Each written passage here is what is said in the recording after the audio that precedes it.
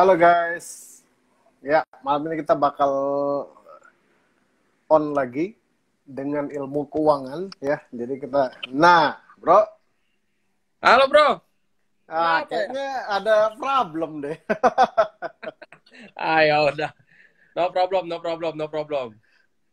Oke. Nggak apa-apa. Live-nya dari sini tapi lo yang interview gitu ya. Iya, nggak apa-apa. Apa kabar, Bro Rex? Alhamdulillah baik gitu. Iya. Tadi Ya, gue tuh udah, kesalahan teknis. gue tuh udah dari jam 7:30 men depan laptop dan ini apa namanya HP. Tapi Iya, bingung nggak ya, apa-apa. gitu.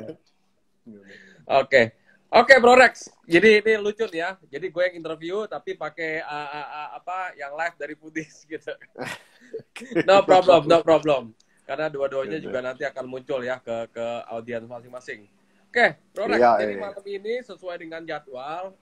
Jadi kita udah bikin ya kemarin antara Foodies, Ilmu Keuangan, dan Bisnis.id tentang sedekah ilmu. Jadi sedekah ilmu bisnis di bulan Ramadan. Jadi memang bulan Ramadan ini kan waktu yang tepat kita lebih banyak ibadah dan juga berbagi lah ya. Jadi dan insya Allah sih kita banyak waktu luang untuk lebih banyak belajar dan segala macam. Nah, kali ini kita nih mau belajar nih sama masternya bisnis kuliner, CEO Foodies, Rex Marindo. Gitu ya. Jadi kita pengen belajar. Nah, terutama topiknya adalah kita pengen ngebedah nih pengalaman lo bisnis kuliner di bulan Ramadan.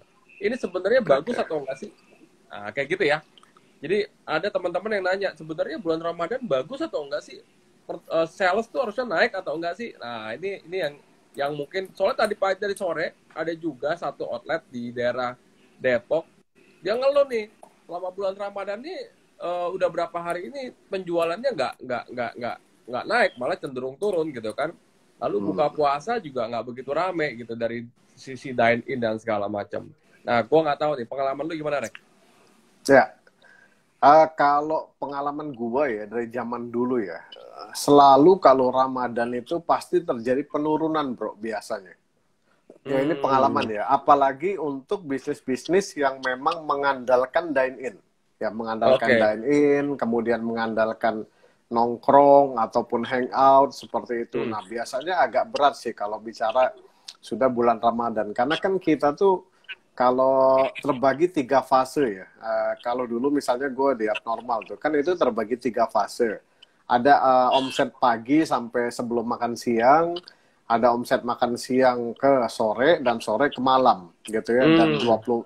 Nah, jadi yang jelas kepotong itu kan pagi dan sampai sore sebetulnya. Ya, betul. Nah, sementara kalau kapasitas biasanya ya dulu ya, kalau coffee shop katakanlah, biasanya kapasitas sore ke malam tuh udah full bro, hari biasa juga, nggak usah ngomong Ramadan gitu. Ya, jadi udah pasti kita akan kehilangan market itu di bulan-bulan di hari-hari yang ketika pagi sampai sore gitu. Nah, makanya sebetulnya untuk mengantisipasi itu ya kalau turun tuh dari pengalaman gua sih enggak ya, khususnya Ramadan minggu pertama dan kedua. Itu impact-nya cukup gede tuh. Ya kenapa? Karena mungkin orang tuh masih banyak kegiatan di rumah bro. Pertama, biasanya buka bareng keluarga, kemudian masih rajin ibadahnya ya. Masjid masih rame gitu ya. itu indikator ya. Gitu ya. Kalau anak-anak masih rame di masjid, anak kuliah dan lain-lain, nah itu masih sepi itu tempat tuh. Nah, nanti baru minggu kedua, ketiga, dan seterusnya, nah itu baru mulai mendekati ya istilahnya omset di bulan 70-80% lah, seperti itu bro. Nah, jadi sebenarnya kalau bicara Ramadan, itu strateginya kemungkinan besar pasti bertahan. Ya, bagaimana caranya kita mempertahankan ya, mostly ya, ada aja mungkin yang meningkat ya. Contoh misalnya bisnis lo memang seasonal bisnis, jualan kolak, ya pasti meningkat karena kan lo nggak daily seperti kita gitu. Tapi kalau yang daily, mostly pasti strateginya bertahan. Nah, sebenarnya menarik ini gimana caranya bertahan ya? Kalau naikin sales little bit tricky ya. Gitu Ya, ya, kalau ya, ya, ya, menurut ya, gua ya. ya. Tapi ada yang unik nih bro, ada yang unik nih. Hmm. Ini kan Ramadan keempat ya, Betul, betul. gitu. Ramadan keempat gitu. Nah, gue lihat ada beberapa bisnis ya yang kelihatannya omsetnya malah naik ya. Ini gue merhatiin nih, ada beberapa yang mungkin lo tahu nih ya, kayak Overhot nih. Dia naik nih, tapi apakah ini naik karena memang sebelumnya kurang oke atau memang udah naik gitu ya. Nah, jadi ini yang menarik nih Hmm. sebenarnya. Tapi gue sih itu biasa bicara it's more to bertahan ya daripada kita bicara wah gimana ningkatin sales. Wah, ini agak-agak kompleks nih kalau di Ramadan ya. Hmm. Oke, Karena oke. begitu, Berarti bro. kesimpulannya adalah Ramadan ini memang normalnya turun ya untuk kuliner ya. Artinya Yes. buat teman-teman yang mengalami penurunan omset di bisnis kuliner di bulan Ramadan ini, apalagi di minggu-minggu awal ini satu yang normal, satu hal yang normal, nggak perlu apa sedih gitu kan? Ya memang Ya. normal gitu. Ya. Tapi ini gimana model bisnis lo ya, bro ya? Jadi Ya, kalau ya, ya. model bisnis lo memang mengandalkan yang gue cerita tadi, mostly sih bertahan sudah oke. Tapi kalau bisnis model lo beda, misalnya lo kulinernya jualannya apa namanya bolu ataupun something yang nggak harus dimakan siang, tapi orang tetap beli, ataupun kayak Kartika Sari, gue lihat sih rame-rame aja masih gitu. Jadi depend on your Hmm. business model juga sih sebetulnya. Ya, ya, ya, ya, ya, I see, I see, I see. Tapi untuk yang commonnya ya bisnis kuliner yang mengandalkan dine in, daily consume gitu kan, itu mengalami penurunan gitu ya. Karena ada tiga Yes, fase yang yes. tadi, fase pagi, Ya, siang, malam, cuma ngambil malam juga orang banyak ibadah gitu ya, apalagi di minggu-minggu betul. awal. Ya, Oke, apalagi artinya kayak misalnya lo coffee shop katakanlah. Coffee shop ya. mostly kan kita pagi, siang gitu rame ya. Nah, sekarang sudah pagi, siang nggak ada, marketnya juga muslim misalnya. Lo malam kan orang juga nggak ngopi, bro. Gitu. Iya, Nah, betul. jadi ya ini sih biasa sih kalau menurut gue gitu. Oke, artinya strateginya memang bertahan, gitu ya kan? Kita nggak usah kaget, nggak usah shock, nggak usah sedih. Kalau bisnis kuliner kita di bulan Ramadan ini mengalami penurunan sales, yang kita bisa Ya. lakukan adalah bertahan. Nah, yang paling penting adalah bagaimana kita bertahan. Nah, ini yang menarik nih, bro. Iya. Pengalaman lo, bro, Ya. bagaimana bertahan, bro? Apalagi waktu itu lo pernah mengelola bisnis kuliner yang karyawannya udah sampai ribuan kali ya. Lalu gimana cara itu bertahan? Jadi gini bro, kita kalau dalam bisnis itu kan ada target sales month by month ya. Nah, jadi misalnya lo punya target sekarang bulan April katakanlah, dan kemudian bulan Mei. Lebaran ini kan terbelah dua nih. Sebenarnya Lebaran ini cuma 17 hari bro, bulan ini. Gitu ya. 13 harinya lagi bulan depan, jadi total 30 tetap. Oh Garing-garing. iya betul ya. Ini di tengah-tengah semuanya nih. Ya, nah. Iya. Nah, jadi kalau lo bicara month to date sales month by month, sebenarnya ini ada strategi-strateginya di mana walaupun di saat sales lo turun ya di bulan ini, misalnya di bulan Mei, nanti sales lo di bulan April nih sales lo akan turun nih. Tapi sebenarnya lo bisa jadikan ini untuk ditutupin PR-nya di bulan Mei. Karena Mei itu kan 13 hari akhir, biasanya tinggi tuh. Kemudian nanti diikuti dengan halo. Ya, ya, ya. Kedengeran nggak, bro? Dengar, bro. Lanjut, bro. Buram loh. Buram soalnya. Oke. Lanjut. Ya, jadi contoh gini, bro. Sales bulan ini oke lah turun, katakanlah 50% ya. Nah, hal yang pertama lo harus susun strateginya adalah bagaimana di bulan Mei, ya omset bulan Mei itu bisa menutupi sales untuk bulan April. Nah, Oke. kita mikirnya agak long term sedikit. Kenapa? Gue bilang gitu. Satu bulan Mei itu 10 hari terakhir, yang which is itu traffic tinggi. Ya, udah Oke. mulai balik ke sedikit normal. Setelah itu, lo dapat sekitar 10 hari sampai 14 hari itu weekend, bukan weekend ya, high season. Ya, Ya. di mana traffic tinggi, lebaran, orang datang dari pagi sampai malam, spending duitnya lagi banyak. Nah, disitulah sebenarnya lo mengejar potensi income untuk bisa menutupi bulan April sebetulnya. Jadi, itu Asik. strategi yang teman-teman harus pikirkan dari sekarang nih.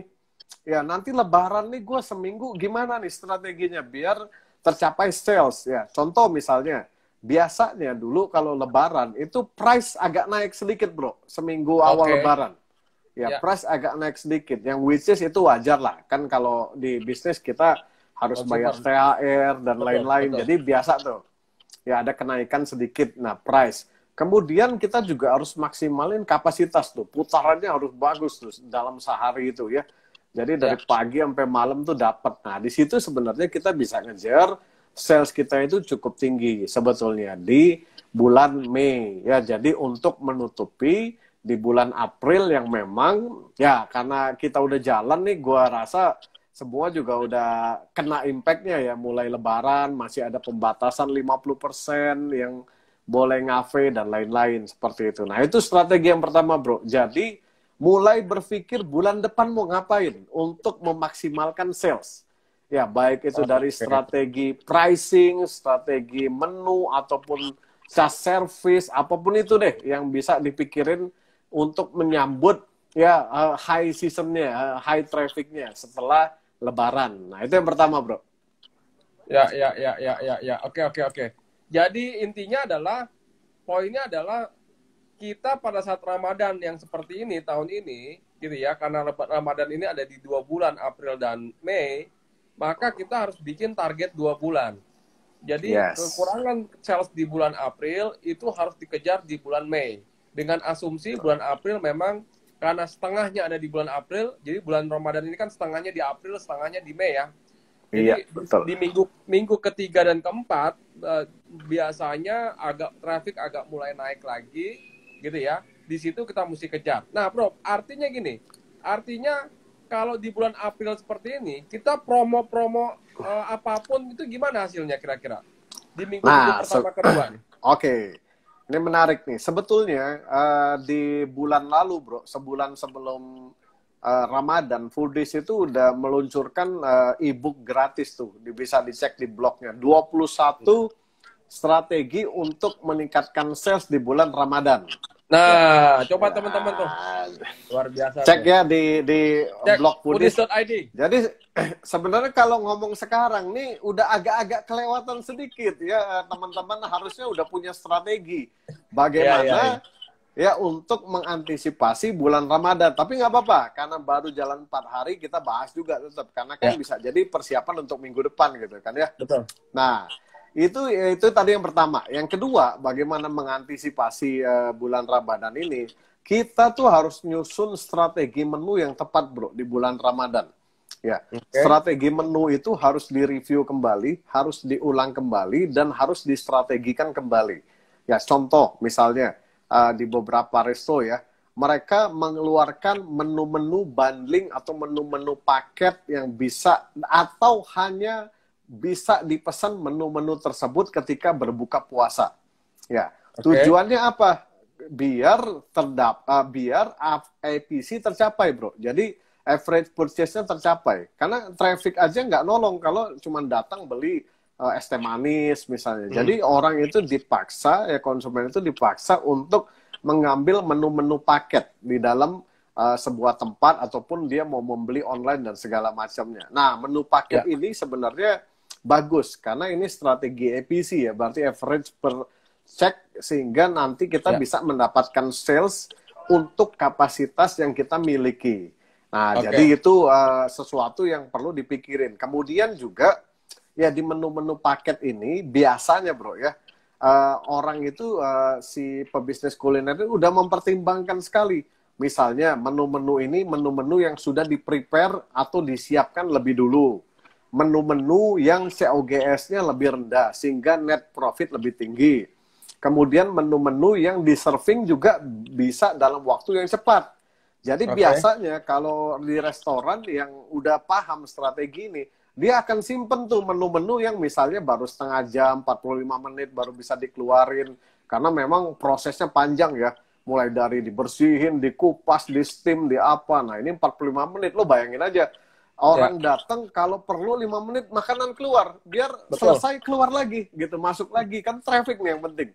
Betul. Traffic dan efisi ini kan bermain nih di dua ini. Nah, jadi dari sisi menu strategi ini harus dikelola lagi, bro. Ya, jadi mulai dari bentuk menu, kemudian menu apa, bahkan kadang-kadang teman-teman kuliner itu mengeluarkan menu-menu baru, ya, untuk mengantisipasi bulan Ramadan, gitu ya. Jadi dia mengeluarkan misalnya ada menu upselling di mejanya, jualanlah kolak misalnya yang bisa dibawa pulang gitu ya. Ada menu-menu lain yang ujungnya ya secara TC putarannya dapat ya, TC-nya dapat, EPC-nya naik. Suka nggak mau EPC harus naik, apalagi misalnya tempat yang malam memang udah rame.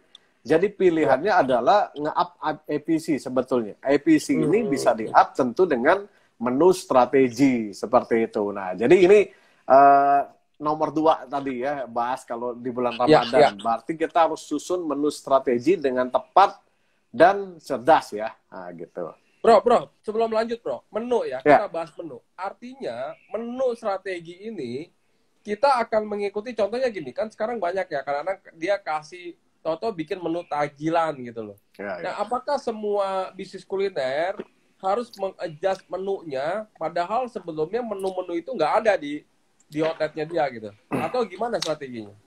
Kalau gua ngelihat dulu menu core menunya seperti apa, bro. Ya.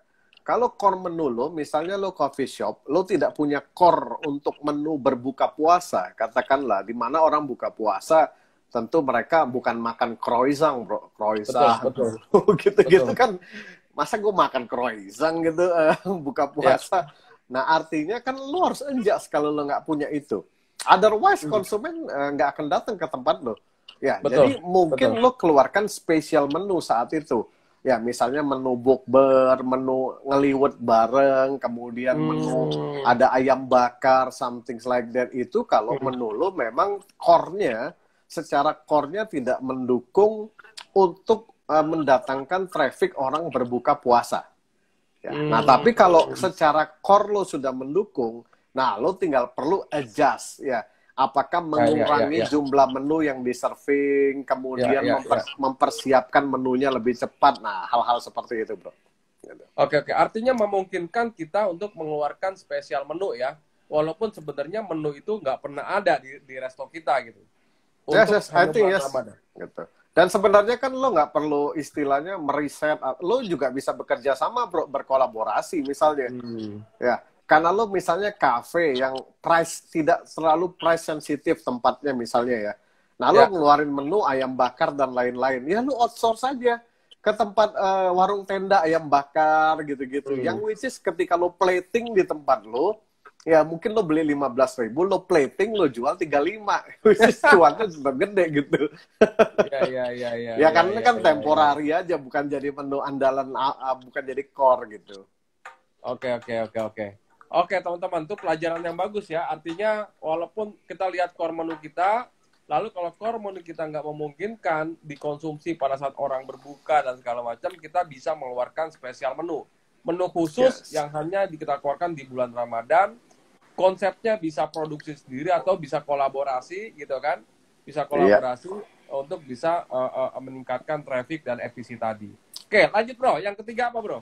Oke, yang ketiga ya, yang jangan sampai kita lupa ataupun sampai kita abaikan adalah tetap harus mengkomunikasikan brand dan produk kita ya. Jadi kegiatan branding itu nggak boleh berhenti sebetulnya. Ini momen di mana, tapi tadi ya strateginya sudah benar ya. Contoh misalnya di satu brand sudah di-create menu-menu paket ya, yang bisa di-order untuk bukber di rumah ataupun bukber booking di dine-in.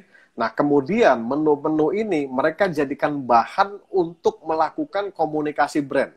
Ya, contoh misalnya dia menggunakan strategi Facebook Ads ataupun Instagram Ads ataupun TikTok Ads gitu. Nah, di mana konsumen itu dihadang lebih dulu sama dia. Sebelum konsumen memutuskan akan pergi kemana, dia hadang dulu pakai ads ya. Bisa pakai ads paid atau bisa pakai ads yang sifatnya berkolaborasi dengan key opinion leader ya. Nah, contoh jadi misalnya gini, kan kadang-kadang orang tuh bingung ya, memutuskan kira-kira gue buka puasa apa atau gue buka puasa kemana, ya kan? Bingung tuh kita kadang-kadang masih. Nah, tiba-tiba muncul ads-nya misalnya, ads-nya si siapa misalnya, si Overhot. Loh, wah ini menarik juga nih. Ada paket begini, wah harganya juga mantep nih buat berlima, berenam. Ah, kita kesini aja yuk sore. Nah, itu jadi itu impact karena kita melakukan kegiatan komunikasi. Ya, salah satunya dengan cara beriklan. Ya, bisa juga dengan kegiatan-kegiatan yang sifatnya activation gitu ya, activation di sosial media. Nah, jadi ini penting banget, bro. Jadi jangan sampai karena puasa kemudian branding dan komunikasi kita juga puasa gitu ya. Karena lu bayangin aja ya. Lu bayangin, lu mau ngandalin GoFood sama Grab ya. Semuanya lagi bertarung untuk buka puasa, bro. Kalau di GoFood dan Grab ya. Bayangin itu ribuan atau puluhan ribu kompetisi di dalam situ ngandalin buka puasa. Ya, artinya lu harus punya strategi lain, men. Ya, untuk mendatangkan traffic ataupun membuat orang membeli produk lu. Ya, salah satunya ya budgetin tuh iklannya. Ya, bisa pakai Facebook, bayar buzzer, kirim micro influencer, apapun itu yang membuat keputusan orang ya itu gara-gara dia melihat campaign-nya lu. Ya gue di sini aja deh kalau gitu. Kayaknya enak nih. Apalagi lu kemudian lu kemas kontennya keren ya, bro ya. Maksudnya konten itu dari sisi image, kemudian dari sisi caption, kemudian dari sisi penawarannya itu dibuat, waduh ini bikin gua lapar aja nih. Udahlah nanti gue beli ini. Nah ini gue baru nih, contoh misalnya, wah gara-gara ngeliat-lihat kebuli gitu, wah kayaknya mantep nih kebuli ini. Ya karena gue dihadang sama kebuli ya. Akhirnya gue buka puasa kebuli gitu. Ya. Ini teman-teman suka lupa karena kadang-kadang, wah ngapain beriklan di bulan Ramadan gitu. Justru beriklan itu ini saat yang tepat karena lo bisa hadang dan hadangnya dari pagi, bro. Jadi iklan lo itu munculkan dari pagi ya karena biasanya kalau udah lewat makan siang decision has made ya. Jadi decision udah dibuat ya. Nah jadi lo hari ini hadang, oke, hari ini dia nggak decide karena misalnya dia udah, tapi dia udah lihat iklan lo, nih besok nih boleh nih, ini gue kesini nih besok nih kayaknya mantap nih, coba booking dulu, booking, ternyata bisa booking dapat ya gitu. Karena lu akan bersaing dengan puluhan atau ratusan restoran juga yang ada di kota lu. Nah, jadi lu harus hadang sebelum mereka memutuskan. Nah, itu nomor 3, bro. Jadi, keep on communication, ya. Branding nggak boleh berhenti. Betul. Jadi, poinnya adalah karena di bulan puasa, GrabFood dan GoFood pertarungannya luar biasa kenceng di jam-jam buka, maka kita harus kasih senjata tambahan, yaitu Facebook Ads, IG Ads, TikTok Ads gitu kan. Biar orang juga nggak cuma ngelihat mencari menu promo yang ada di GoFood, tapi dia juga melihat iklan yang muncul di sosial medianya. Oke, good point. Nomor 4, bro. Nah, nomor 4 sebenarnya nyambung ke nomor 3 ya. Jadi ketika kita sudah menyusun menu strategi, ya, price strategi, whatever itu, ya, strategi yang kita susun, kemudian kita komunikasikan, ya, baik gratis, ya, kalau gratis pakai sosial media kita lah tentunya, ya, pasang di Instagram, IG Story, TikTok, dan lain-lain, ya, ataupun di database yang kita punya.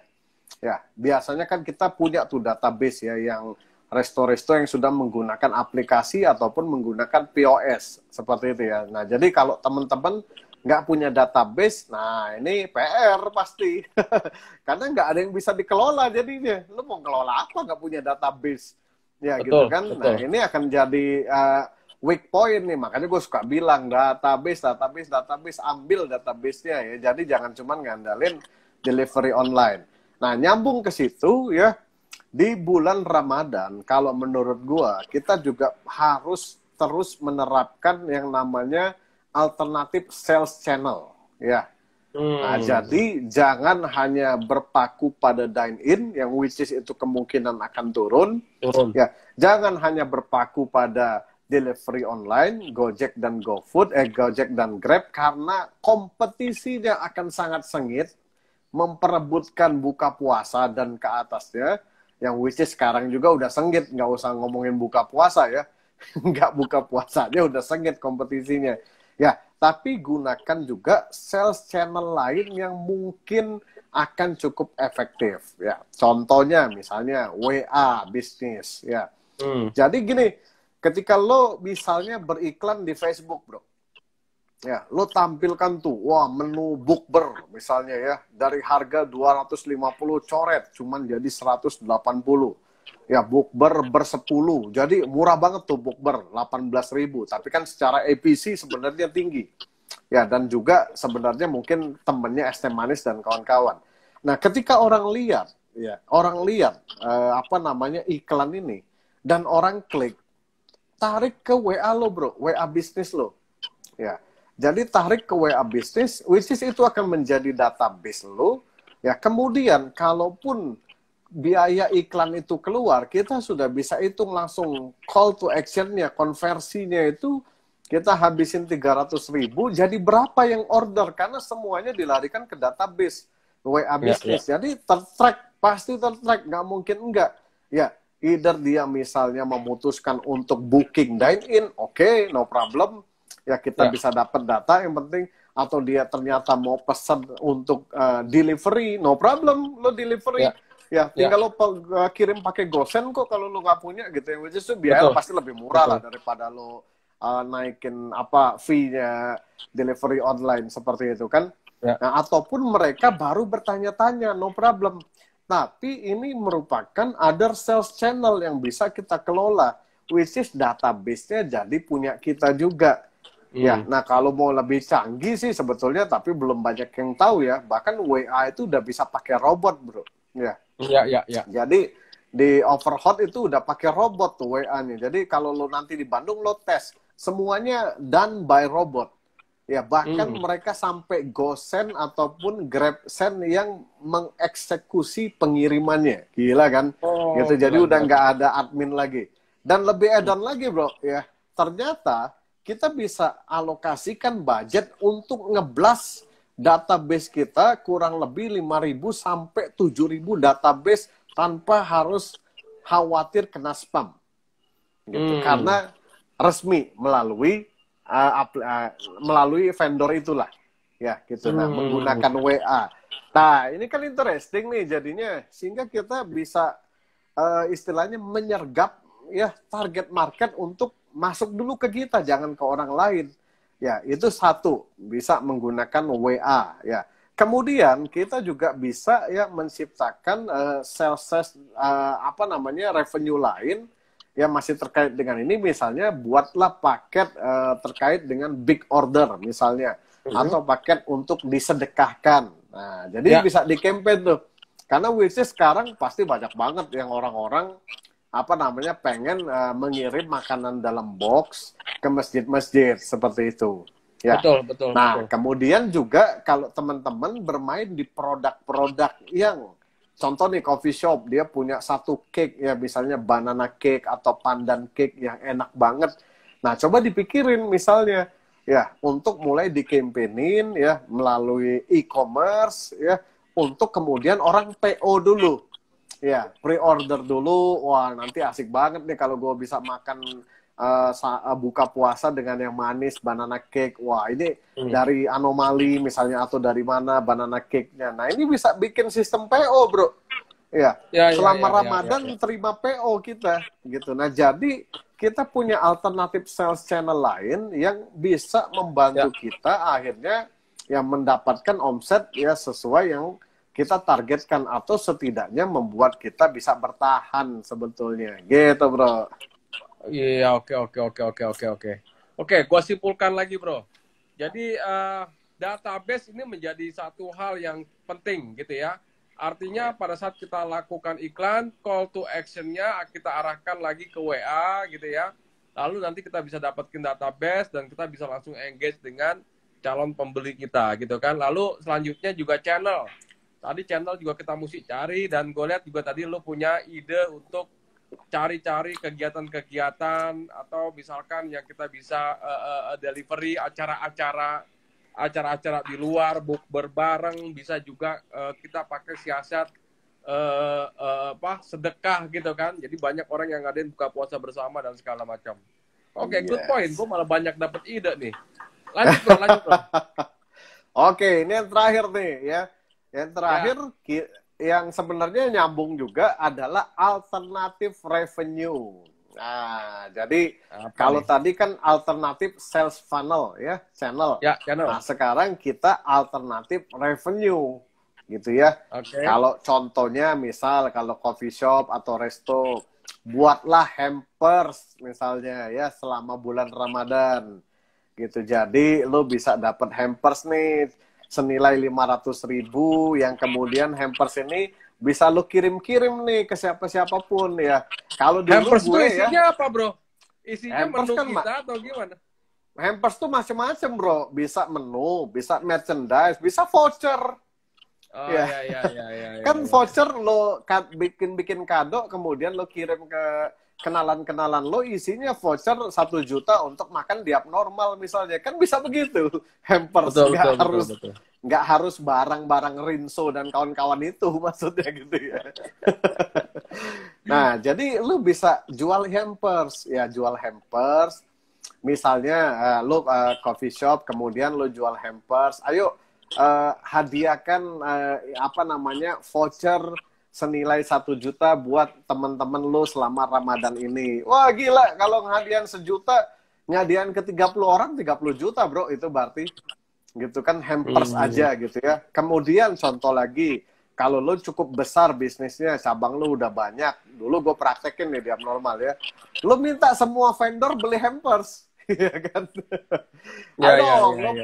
Vendor-vendor itu kan biasanya ngasih-ngasih nih ke banyak klien B2B dia lah. Ya. Nah, karena lo cukup gede transaksi lo misalnya lo collect nih Serasa Food gitu. Bro, gue ada hampers nih. Ayo dong lo belilah gitu 5 barang 10 hampers gue buat lo hadiahin ke klien-klien lo. Nah, itu udah angkanya juta-jutaan tuh, bro. Ya. Kalau lo brand lo terkenal, wah itu bisa puluhan juta itu jualan hampers temporari seperti itu. Dan paling mantep ya jualan hampersnya voucher. Kenapa? Udah jualan, nanti hampersnya dipakai jadi omset lagi. Wah itu paling gila tuh. Ya. Gitu. Jadi itu sesuatu yang bisa kita praktekkan sebetulnya ya. Gitu. Ya. Menarik, gitu, bro. Menarik. Jadi kita jual buat teman-teman yang produknya bisa di package gitu ya, jadi hampers, ya jual hampers. Dan sekarang itu kan kalau kita jualan ke teman-teman itu kan mostly ya ada aja yang beli gitu kan. Apalagi kita punya reputasi yang bagus, punya hubungan yang bagus ke teman-teman gitu kan, teman sekolah, teman bisnis dan segala macam. Yang kedua, kalau menu kita nggak bisa dijadikan hampers, kita bisa jual vouchernya, gitu kan? Bisa jual vouchernya, dan vouchernya dibeli sama orang, dan vouchernya dipakai buat beli lagi di bisnis kuliner kita. Luar biasa.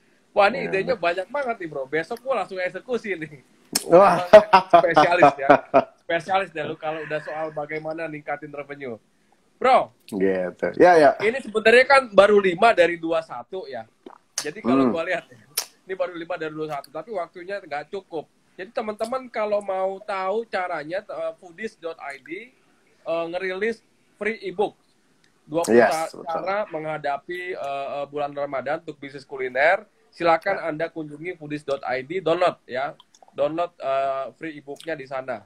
Oke, nah ini nanti di search aja bro, di search 21 ide Ramadan. Nah, nanti itu keluar karena itu bulan lalu kita postingnya. Nanti di situ teman-teman tinggal download e-booknya.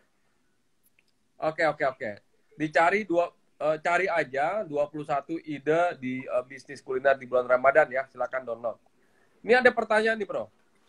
Izin tanya, untuk outlet mie Yamin bakso itu bagaimana di bulan Ramadan? Bakso nih, bro. Bakso ya. Orang nggak ngebakso lagi ya. Bakso berat ya, bro? Atau gimana? Ya sebenarnya tadi, bro, poin-poinnya udah kita bahas. Satu, kalau memang kita melihat orang itu tidak ada kecenderungan untuk ngebakso di bulan Ramadan misalnya, ya kita harus mencoba alternatif tambahan ya.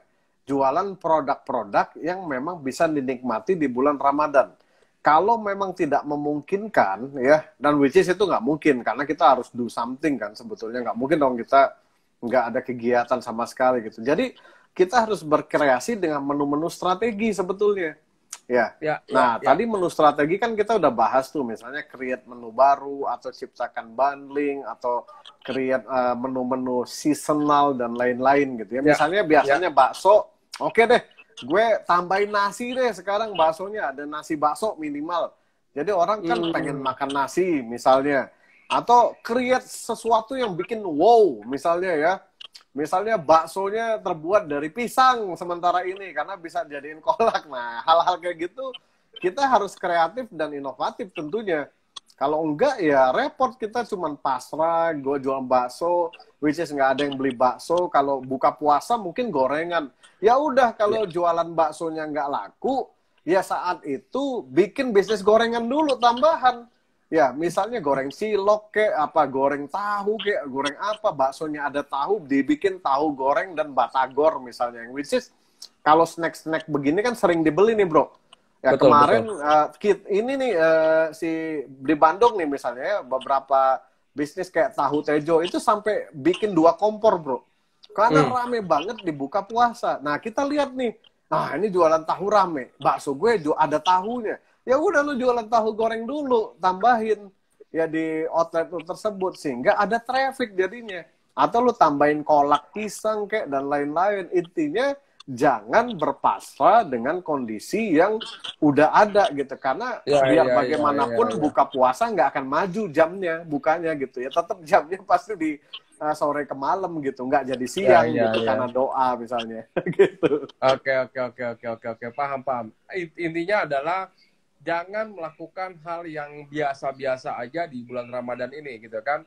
Jadi kalau kita mengharapkan hasil yang bagus di situasi Ramadan ini ya nggak bisa. Kita harus lebih kreatif ya, perbaiki review lagi channel, review lagi menu dan segala macam. Oke, teman-teman ada pertanyaan lagi nggak nih? Nih kalau gua mau nanya balik dikit nih, Bro. Ya, boleh dong? Boleh. Gitu. Boleh. Kalau misalnya produk-produk kayak lu punya tuh Ramadan nih banjir atau gimana, Bro? Serasa Food. Ya. Serasa Food retailnya naik lah. Festive ya. Oke. Retailnya naik. Serasa Food mostly biasanya kalau di consumer good ya, apalagi food ya, itu pada saat festive itu naik. Ini kan festive ya, dia naik, nanti akan turun di setelah Lebaran nih. Jadi kurvanya dia naik dulu begini. Jadi karena kan bisnis gua kan lebih banyak masuk ke supermarket, ya minimarket, segala macam gitu kan, market itu. Biasanya distributor, dan bisnis gua kan melalui distributor. Jadi distributor tuh dia stock dulu, dia pipelining dulu, dia ngambil barang banyak, jadi kurvanya naik. Nanti habis Lebaran drop dia, Bro. Terus gitu kan. Nah, jadi terbalik tuh. Jadi terbalik dengan bisnis kuliner. Kalau di bisnis kayak gua modalnya, itu sebelum Ramadan itu udah harus bisa mengcover yang namanya loss opportunity pada saat setelah Lebaran. Karena setelah Lebaran nanti dia kurvanya akan turun. Itu kita kejar di sebelum puasa malah. Karena sebelum puasa biasanya bagus. Nah, pas lagi puasa kayak gini, ini udah mulai agak sepi nih. Karena barang udah masuk semua sebenarnya. Sama aja kalau lu lihat ke minimarket ya, lu lihat sirup sama biskuit. Sirup sama biskuit udah masuk kan di situ kan? Sebelum puasa tuh udah masuk di situ. Nanti setelah Lebaran hilang tuh barang tuh. Nah, jadi kayak sirup ya sama biskuit sebelum puasa itu udah menu-menuhin supermarket tuh. Setelah Lebaran barang itu nanti di flash out, flash sale gitu kan, lalu abis itu hilang. Udah nggak ada lagi. Sama. Kayak gitu. Oke. Mantap. Oke, teman-teman, masih ada pertanyaan nggak nih? Gitu, mumpung waktunya masih ada sedikit lagi kali, Bro ya. Ya, masih ada pertanyaan lagi. Sebenarnya ada pertanyaan sih, Bro. Cuman nanyanya laundry nih. Mungkin lo sebagai pakar bisnis yang lebih umum dari gue, Ini pertanyaan mungkin ngarahnya ke lo nih, Bro. Jadi kalau laundry kan sepi banget nih di Bali. Nah, ini harus ngapain, Bro? Usaha saya laundry, bagaimana meningkatkan penjualan? Saya lagi di Bali, lagi sepi sekali. Waduh, iya, berat ya, karena memang situasinya Bali salah satu yang terdampak, betul ya. Ya mungkin sementara ya, solusinya sementara ya kita pivot aja dulu. Ya, kita coba cari opportunity yang lain, ya mau nggak mau, kalau kondisi memang seperti itu, dia nggak bisa dari sisi makronya, eksternal faktornya memang nggak bisa mendukung, ya suka nggak suka ya mungkin kita coba cari dulu opportunity yang lain sih. Saran saya gitu ya. Tapi coba dianalisa lagi lebih dalam sih. Seperti apa. Ya. Oke. Ya. Alright. Bro, apalagi bro yang bisa disampaikan? Pesan-pesan, closing statement mungkin. Buat teman-teman bisnis kuliner yang bisnisnya lagi nggak bagus di bulan Ramadan. Ya, intinya gini bro, bisnis itu biasalah kalau naik turun ya. Yang membuat itu tidak wajar ketika lo berhenti untuk berinovasi. Ya. Nah, itu jadi tidak wajar tuh. Tidak wajar atau ya itu tidak bisa istilahnya apa ya, excuse lah jadinya ya. Kalau sepi turun ya wajar-wajar aja. Kalau model bisnisnya memang akan terkena dampak kemungkinan besar gitu. Tapi you have to do something ya. Innovate, kemudian creativity itu di-push di level di situ. Yang which is aksesnya tuh sudah cukup banyak ya berinovasi itu untuk kita bisa belajar. Kayak contoh tadi pagi lo bawain materi keren, revenue gitu ya, revenue analisis bisa nonton gratis. Hari ini kita bahas 5 strategi bisa nonton gratis. Jadi sebetulnya kalau turun tapi sudah serangkaian usaha dan inovasi dijalankan, ya apa boleh buat, memang kadang-kadang ya itulah realitanya ya. Tapi ketika turun lu nggak ngapa-ngapain, that's a problem. Ya, you are the problem. Ya, you are the problem. Kenapa? Kan lu nggak ngapa-ngapain, ya berpasrah, udahnya nggak ada ide, nggak banyak belajar, nggak banyak cari tahu, kemudian ya akhirnya impact, akhirnya bilang, wah ini emang ya udahlah, emang nasib gua, men, nasib kan bisa diubah, ya nasib bisa diubah gitu kalau kita mau berusaha seperti itu. Jadi itu saran gua sih bro. Jadi jangan patah semangat baru 4 hari ya Ramadan. 4 hari nggak sih? Pokoknya 4 hari Ramadan, masih ada waktu panjang. Bulan depan masih siap untuk disiapin. Ya ngejar tadi yang loss kita bulan ini nggak apa-apa, gua sikat di bulan depan. Apa nih kira-kira program bulan depan? Ya maksimalin 10 hari sebelum Lebaran dan 10 hari setelah Lebaran. Yang which is itu traffic bisa tinggi banget. Dan dipikirin dari sekarang, harus punya planning. Ya, planningnya apa gitu ya. Jadi teman-teman nih, masalahnya ini nih bro. Kalau nggak punya marketing calendar, pasti nggak punya planning jadinya. Bingung, aduh mau ngapain ya nanti bulan depan. Kalau nggak punya marketing calendar, udah ketahuan bro, pasti tidak punya business plan. Ya, betul. Karena ada detail di dalamnya seharusnya. Jadi bukan ad hoc begitu seharusnya gitu. Nah, jadi ini saran gua sih. Maksudnya kita harus terus keep innovating, kemudian punya planning, setidaknya beberapa bulan ke depan, bagus-bagus sampai akhir tahun gitu ya, sehingga kita bisa mengantisipasi nanti kalau muncul hal-hal baru. Contoh misalnya, teman-teman sudah punya program belum? Kalau nanti kuliah dan sekolah mulai masuk. Ya. Nah, itu kan bisa booming tuh. Ya, sales bisa naik lagi, tapi nggak siap, ya nanti orang lain yang makan. Ya, nah jadi itu bisnis. Ya, bisnis itu butuh plan yang terencana, sehingga nanti kita benar-benar bisa memanfaatkan segala sesuatunya. Bahkan plan kalaupun gagal, ya tadi lo bilang, kalaupun plannya memang laundry-nya sepi, nggak ada turis dan lain-lain, ya nggak ada lagi yang bisa di-planning. Ya planningnya pivot. Ya. Cari dulu kerjaan lain, bisnis lain, ya kayak tadi, lo bakso nggak laku, jualan gorengan dulu. Ya jual bakso goreng, jadiin snack, bakso cocol, cilok cocol, macam-macam gitu. Jadi ini yang harusnya teman-teman perhatikan ya, untuk kita bisa terus bertahan, bisa survive, dan syukur-syukur kita bisa berkembang dan sustain sih. Gitu bro.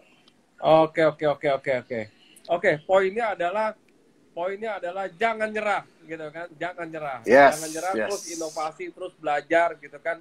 Lakukan satu hal yang out of the box, gitu kan? Cara-cara kreatif untuk bisa terus kita bertahan ya di fase ini. Lalu poin yang gua menarik nih, dan ini juga ada hubungannya dengan keuangan, adalah membuat rolling forecast namanya. Rolling forecast adalah target April kita yang loss itu harus bisa kita rolling di periode berikutnya. Kalau kali ini contohnya adalah pada saat April kita loss akan di rolling targetnya di dalam bulan Mei.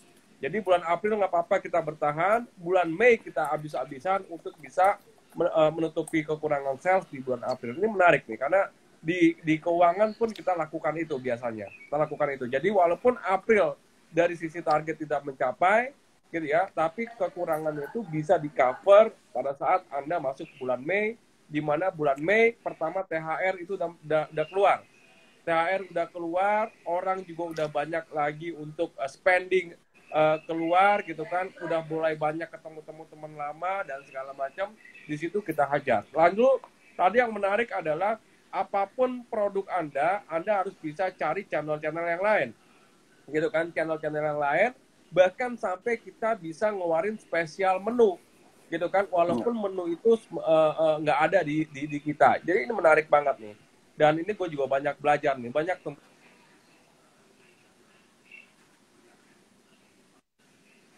ini udah bisa menjawab. Bro, kalau di Foodies, apa program yang lagi jalan nih, bro?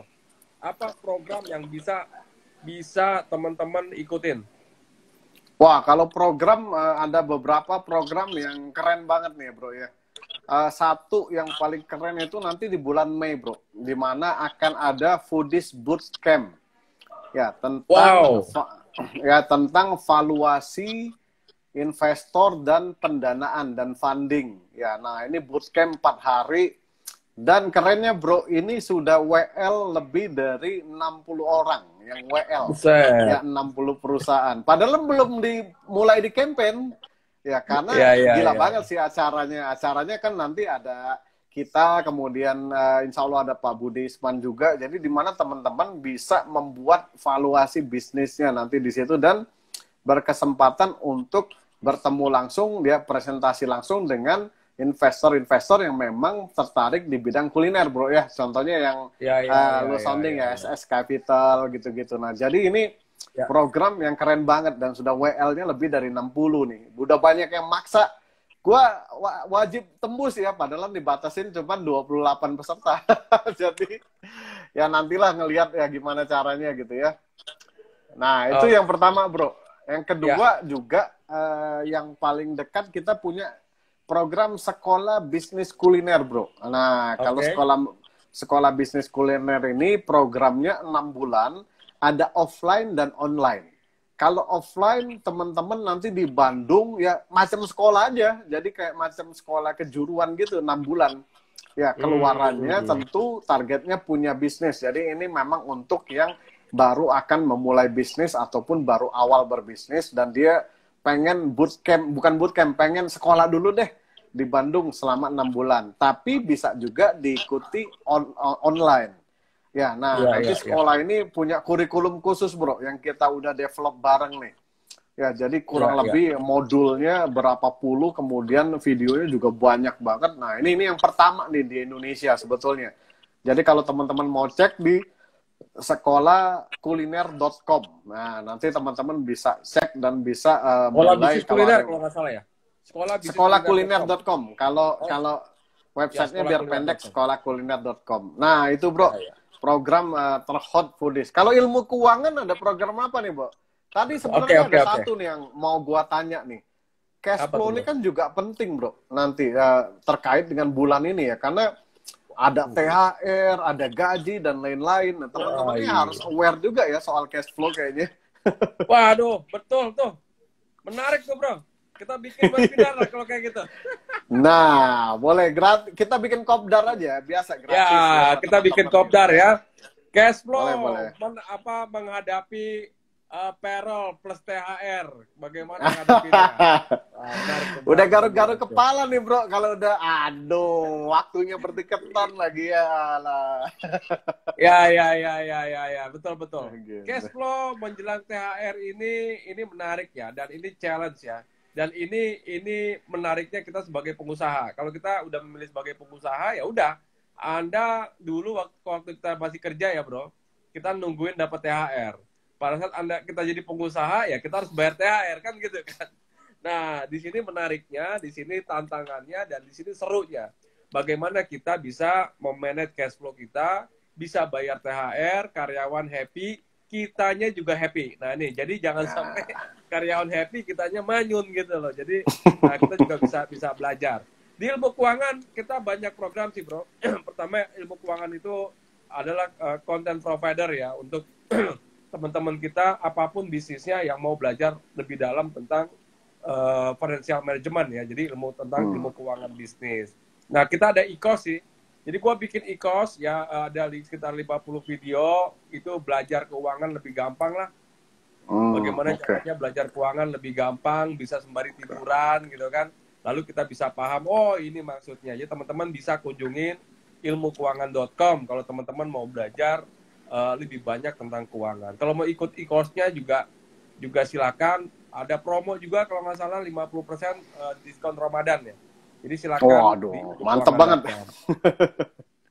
Dan 100% itu hasil dari situ adalah sebenarnya untuk agar ilmu keuangan bisa terus berkreasi sih. Karena ya kita walaupun sosial ya bro ya, walaupun ilmu keuangan dedikasi gua itu adalah sosial komersial. Artinya komersialnya di situ tujuannya hanya untuk bisa memperbesar kegiatan sosial. Jadi karena kita kan nggak didanai oleh siapapun, jadi kita mandiri. Jadi harapannya dengan ya kita jual e-course, yaitu kita bisa meningkatkan aktivitas kita sehingga banyak ilmu-ilmu yang bisa makin banyak dibagikan. Jadi tujuannya itu sih.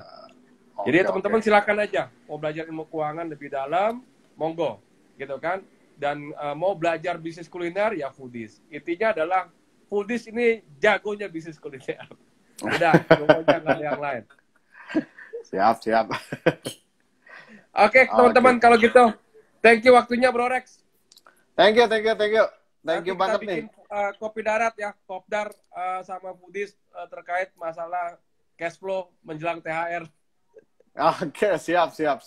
Ya, Oke, kalau gitu, karena gue yang ngebuka tadi, ya, jadi kita ucapkan terima kasih buat Yusak yang sudah insight malam ini, dan semoga ilmunya menjadi berkah. Dan jangan lupa teman-teman, ya, di foto, di IG story, tag ilmu keuangan, dan tag juga Foodies gitu. Dan juga follow ilmu keuangan, dan follow juga Foodies. Gitu bro ya?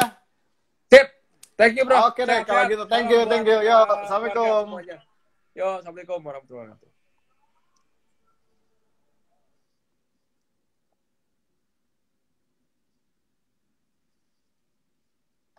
Oke teman-teman, thank you ya semua sudah atas waktunya. Gue tutup dulu ya. See you.